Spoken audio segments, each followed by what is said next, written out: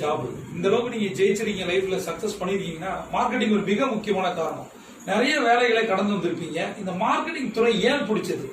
எதுக்காக இந்த துறையை தேர்ந்தெடுத்தீங்க நீங்க? அதாவது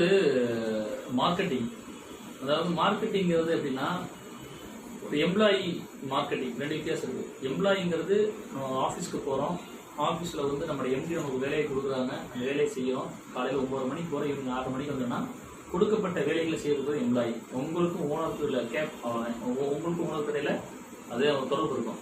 ஆனால் மார்க்கெட்டிங்கிறது கடல். ஒவ்வொரு விஷயத்தையும் வந்து ஒருத்தர் ப்ரொமோட் பண்ணுறீங்க. அது எப்படி எனக்கு ஏற்படுச்சுன்னு பார்த்தீங்கன்னா, நான் வந்து ஒரு பிகாம் படித்த ஒரு ஸ்டூடெண்ட். ஸோ நான் வந்து எனக்கு வந்து டேலி முடிச்சிருக்கேன், ERP 9 முடிச்சிருக்கோம். டேலி நான் ஒரு ஆஃபீஸில் போய் இது ஜாயின் பண்ணும்போதே நான் டெல்லுங்கிற கம்பெனிக்கு பிறகு இந்த டெல்லுங்கிற கம்பெனிக்கு பிறகு ஆஃபீஸில் ஜாயின் பண்ணுறோம்.